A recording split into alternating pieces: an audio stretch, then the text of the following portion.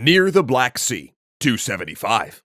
Aurelian, Emperor of Rome, restorer of the world, and victor of a dozen battles, needs to empty his bladder. He's waiting to cross into Asia to strike the Persians in a moment of weakness. Yet another eventual victory. Plus, he's already smashed a revolt and a Germanic army on the way here. He steps away to find a secluded spot, then realizes something's wrong. From behind, his officers have encircled him.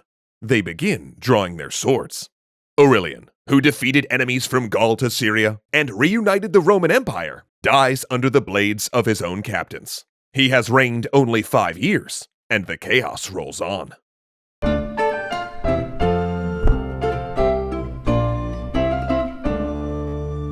The officers who'd killed Aurelian regretted it almost immediately. They'd quickly launched the assassination plot after the emperor's secretary had presented them an execution list containing their names written in Aurelian's own hand, which was plausible because Aurelian was famous for harsh punishments. But they soon learned that list was a forgery. Aurelian's secretary, who'd been caught in a lie, hoped to kill Aurelian before the emperor discovered his infraction and punished him. And that's history for you. It has its Julius Caesars, people who die in great tragedies of betrayal and clashing ideals, stabbed on the floor of the Senate by his peers to prevent him from becoming a tyrant. Then history has its Aurelians, a guy who saved the empire multiple times, and then was murdered for petty reasons while trying to take a leak. But in his short reign, Aurelian had done so much. He reunified the empire, smashed several Germanic invasions, and even started changing Roman religion. Aurelian was a follower of the god Sol Invictus, the unconquered sun, one of a variety of new approaches to religion that were increasingly popular in the later Roman Empire. While Roman religion was very public, with people making observances in the temples, many of these new factions were closed groups known as mystery religions. Mystery religions conducted their ceremonies in private gatherings, where one could only take part if initiated, sort of both a religion and a private club. They also served as one-stop shops for religious needs, instead of appealing to a different god for every issue, and they emphasized spiritual books and revelations over tradition and ceremony.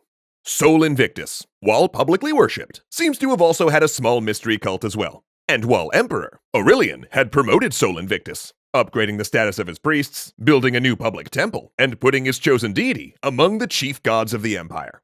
Aurelian also declared that the god's birthday, December 25th, would be a festival, and minted coins with his face on one side and Sol Invictus's on the other. This association between Sol Invictus and the emperor would carry on among his imperial successors, with them also worshipping the sun god and putting him on coins. In fact, Sol Invictus and other mystery religions would have a major impact on the small illegal sect called Christianity. But we'll get to that later, because right now, our story has some more emperors to kill. After Aurelian's death, the Senate elected a new emperor, who died after 9 months from natural causes, dramatic question mark, when the throne then passed to his brother, who was killed by his own troops 3 months later in favor of another guy who ruled 6 years before also being fragged. The next one in line was Carus, who ascended in 282. But that's also where Diocletian enters the picture, getting named commander of an elite cavalry unit attached to the emperor's household. Which probably meant he'd been part of the plot to assassinate the previous emperor. Now, we know little of Diocletian's origins, though like many of the military emperors, they were humble.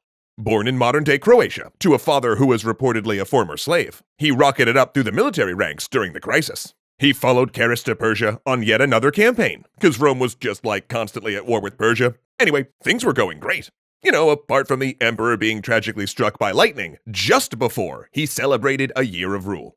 Killed by lightning. Freak accident. Or maybe it was Persian soldiers. Not by Diocletian. Carus's sons took over as co-emperors, one going to Rome, and the other staying in the east to start withdrawing troops from Persia.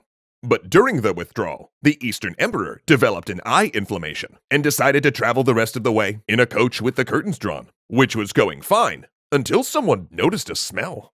They opened the curtains to find the young emperor dead by disease. Or maybe possibly poisoned by someone who was not Diocletian.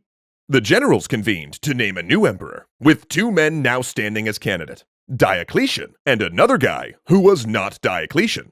Diocletian went out, and the next day, the army gathered to look at him on a hilltop, acclaiming him emperor. And before the troops, Diocletian raised his sword and swore an oath on Sol Invictus that he had not killed the young emperor.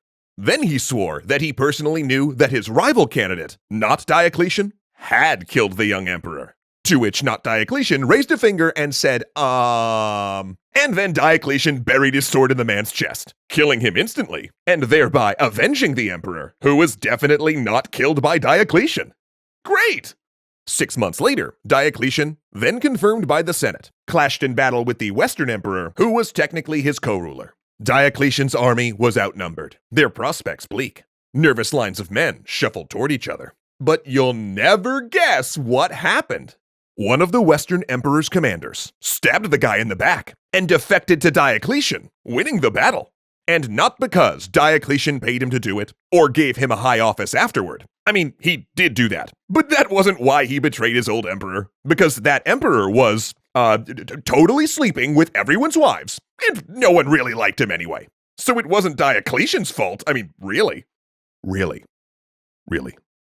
Right now, you're probably thinking, wait, back in Ep 1, you said Diocletian was going to save the empire. But all this civil warring and convenient accidents sounds a lot like he's more of the same.